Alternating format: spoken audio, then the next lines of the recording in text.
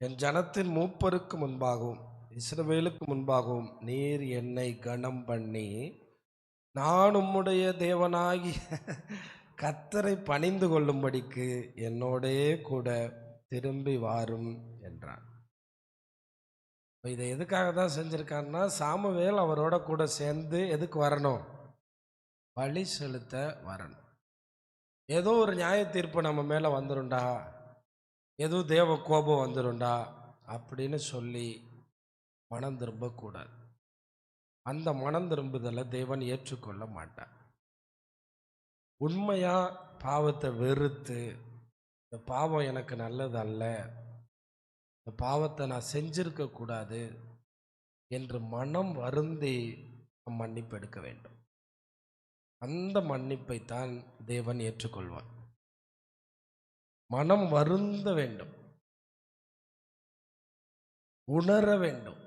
இங்க அவன் உணரவே இல்லை. முதல் தடவை சொல்றாரு, ஜனங்கள் என்னை என்ன செஞ்சாங்க? பாவம் செய்ய வச்சுட்டாங்க. ஜனங்களுக்கு பயந்ததுனால நான் பாவம் செஞ்சேன் அப்படின்னு சொல்றாரு 24ஆம் வசனத்துல. ஆனா உங்க எல்லாருக்குமே தெரியும், அவன் ஜனங்களுக்கு பயப்படுற ஆளே கிடையாது. இஸ்ரவேல்ல அவன் நின்றான்னா எல்லாரும் அவன் தோளுக்கு கீழே தான் நிற்பாங்க. அந்த அளவுக்கு அவன் பயங்கரமானவன். அந்த அளவிற்கு அவன் பலசாலியும் உயர்ந்தவனும் எல்லாமும் ஆனவன். ஆனா பாவத்துக்கு டக்குன்னு ஒரு காரணத்தை சொல்லிட்டான். இது நேத்து இன்னைக்கு வந்ததில்லை, இது ஏதேன் தோட்டத்தில் இருந்தே வந்தது. அன்னைக்கே ஒவ்வொரு ஆளா திருப்பி திருப்பி திருப்பி திருப்பி ஒருத்த மேல என்ன போடுறாங்க? பலியை போடுறாங்க. நேர ஆண்டவருடைய பாதத்தில் விழுகிறதுக்கு ஒரு வாய்ப்பு கிடைச்சது ஆதாமுக்கு. ஆண்டவரே, இந்த கனியை சாப்பிட்டுட்டேன், என்னை மன்னிச்சிருங்க ஆண்டவர், நான் இப்படி செஞ்சிருக்க கூடாது. ஏன்னா அந்த பாவத்தினால் உண்டான சகல வழியையும் ஆண்டவர் வர்றதுக்கு முன்னாடி அவன் அனுபவிச்சுட்டான். நிர்வாணம் ஆயிட்டான், பயம் வந்துருச்சு, ஒளிந்து போக வேண்டிய சூழ்நிலை வருது, மரத்துக்கு பின்னாடி ஒளிஞ்சு நிற்கிறான். ஆண்டவர் எங்க ஒளிஞ்சிருக்கவா சொன்னார்?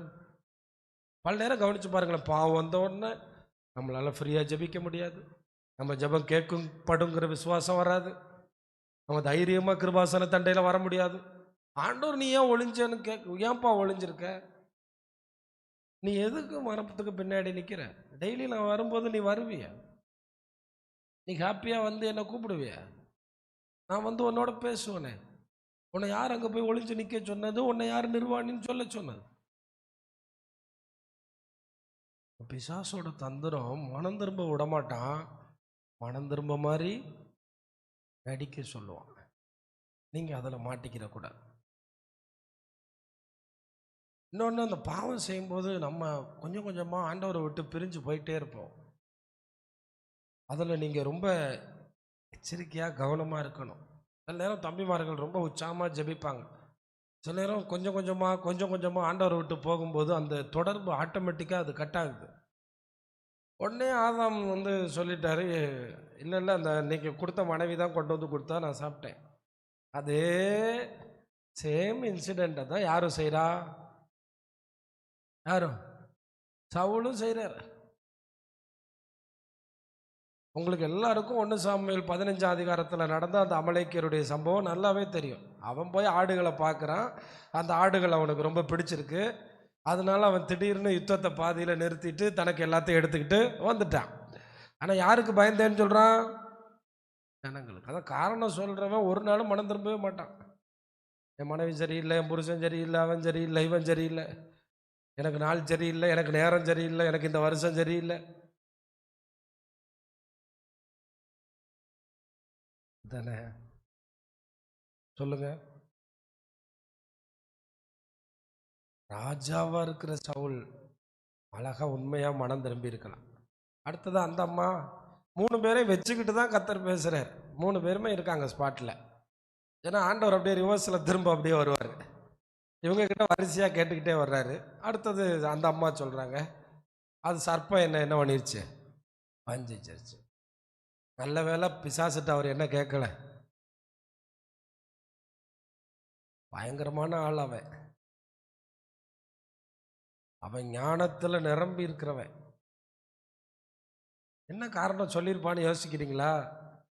யோசிக்க வேணாம்.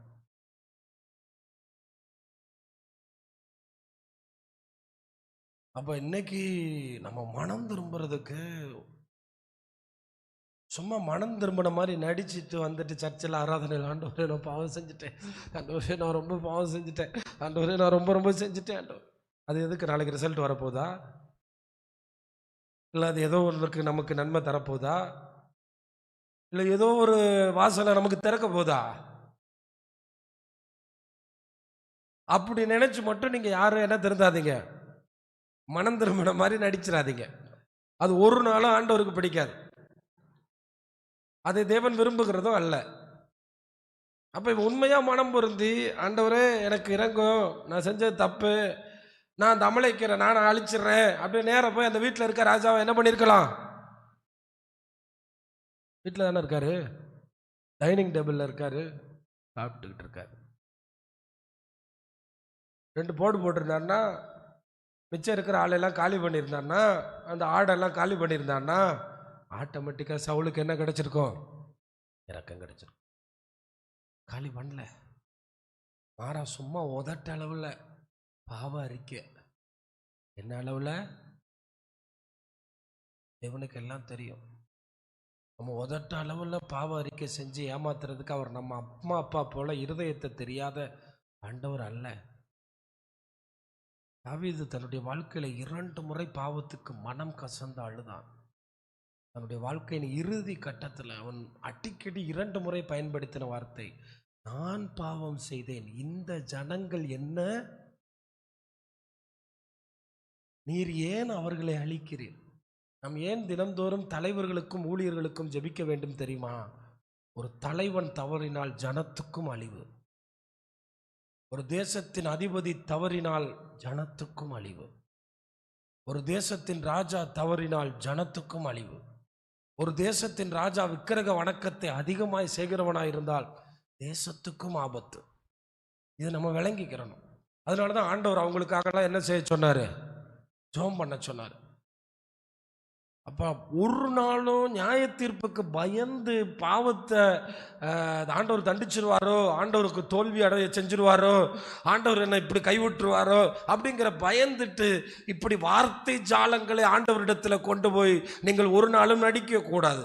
விட வேண்டும் என்றால் விட்டு விடுங்கள். மனம் திரும்பினால், நல்பணம் பொருந்தினால் நிச்சயமாக கர்த்தர் ஆசீர்வதிப்பார். மனம் பொருந்தினால் நிச்சயமாக கர்த்தர் அதற்கேற்ற பலனை தருவார்.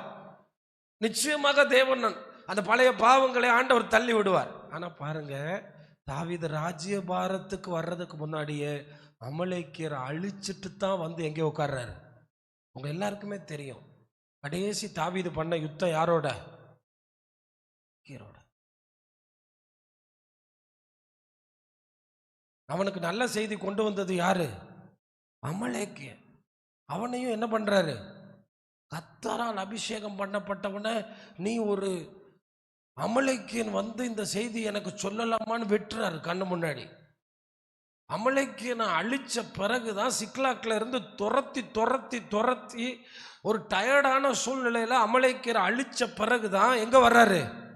ராஜ்யத்துக்கு வர்றாரு. ஆனா இவருக்கு ராஜ்யபாரம் இருந்தும் அதை பத்தி இவர் என்ன பண்ணல, யோசிக்கவே இல்லை. ஆனா சும்மா மனம் திரும்பின மாதிரி என்ன செய்யறது? இப்படித்தான் நிறைய பேர் இருக்காங்க. சர்ச்சுக்கு வருவாங்க, அப்படியே பாவத்தை தொடர்ந்துட்டு நம்ம ஆண்டவருக்கு எதுவுமே தெரியாது, நம்ம ஆண்டவருக்கு எதுவுமே புரியாது, அவர் பாவம். எப்படி? நம்ம ஆண்டவருக்கு அவருக்கு எதுவுமே தெரியும். நம்மளுடைய எந்த காரியமும் அவருக்கு புரியாது, அவர் ரொம்ப பாவம்.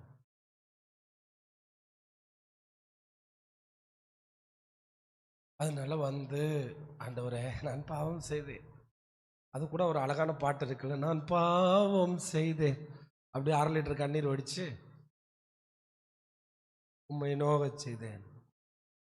அப்படி இல்லை, மனிதன் முகத்தை பார்க்கிறான், கர்த்தரோ இருதயபூர்வமா இது எனக்கு வேணாம். ஆண்டவர் ஆண்டவர் எப்பயுமே ஒருத்தர் பாவத்தை விடணும்னா ஒரு விஷயத்தை அவர் பார்க்குறாரு. இந்த பாவம் என்னை இவ்வளோ தூரம் அழிச்சிட்டு வந்துருச்சு, இந்த பாவம் என்னுடைய வாழ்க்கையை அழிச்சிருச்சு, இந்த பாவம் என்னுடைய வாலிபத்தை அழிக்குது, இந்த பாவம் என் சந்தோஷத்தை கெடுக்குது, இந்த பாவம் ஒரு நாளோட வெற்றியை கெடுக்குது, இந்த பாவம் என்னுடைய எதிர்கால நம்பிக்கையை குலைக்குது, இந்த பாவத்தை நான் வெறுக்கிறேன், இந்த பாவம் என் வாழ்க்கையில் இருக்கக்கூடாது, இந்த பாவம் என்னை தொடக்கூடாது, இந்த பாவம் என்னை அடிமைப்படுத்தக்கூடாது. இந்த பாயிண்ட்ல தான் முதல்ல மனம் திரும்புதல் தொடங்கணும். இந்த விக்கிரகாராதனை எனக்கு வேண்டாம், இந்த சாபம் எனக்கு வேண்டாம், இந்த பாலியல் இச்சை எனக்கு வேண்டாம், இந்த காரியம் எனக்கு வேண்டாம், இதை நான் வெறுக்கிறேன் அப்படின்னு முதல்ல அதை வெறுக்கணும்.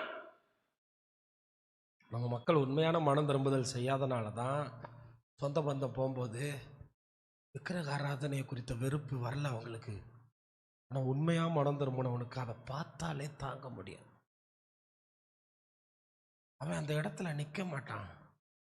நான் இதுவரைக்கும் உண்மையிலேயே அப்படிப்பட்ட இடத்துல இருந்து வந்தவங்க திரும்ப அந்த இடத்துக்கு தாங்களும் நிற்கிறதையோ தங்கள் பிள்ளைகளையோ அனுப்புகிறதையோ நான் பார்த்ததில்லை. எங்கள் அப்பா எங்களை சின்ன வயசில் சைக்கிளில் கூட்டிகிட்டு போகும்போது சொன்ன ஒரு விஷயந்தான், அடிக்கடி இந்த இடங்கள் வரும்போது ரொம்ப கோபமாக பேசிகிட்டே வருவார். நாங்கள் பழைய தலைமுறையில் எவ்வளோ கஷ்டப்பட்டோம், ஆண்டவர் எங்களுக்கு இவ்வளோ இரக்கம் பாராட்டியிருக்கார், விக்கிரக வணக்கத்தினால நாங்கள் சாபமாக்கப்பட்டோன்னு சொல்லுவார். எங்கள் வீட்டில் நிம்மதியே இருக்காதுன்னு சொல்லுவார்.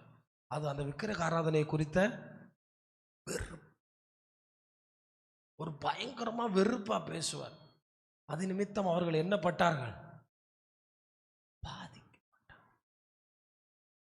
அது நிமித்தம் அவங்க பாதிக்கப்பட்டாங்க. அது நிமித்தம் அவங்க பாதிக்கப்பட்டாங்க. அப்ப பாவத்து நிமித்தம் நீங்க என்ன பாதிக்கப்பட்டிருக்கீங்கன்னு கண்டுபிடிக்கணும். இன்னைக்கு தூக்கத்தை கூட விட்டுட்டு பாவம் செய்யற அளவுக்கு நம்ம போறோம்ல. நாளைக்கு தூக்கத்தை விரும்பும் போது அது வராம இருந்தா எப்படி இருக்கும்? அந்த பாவத்தினுடைய அடுத்த நிலை அதுதான்.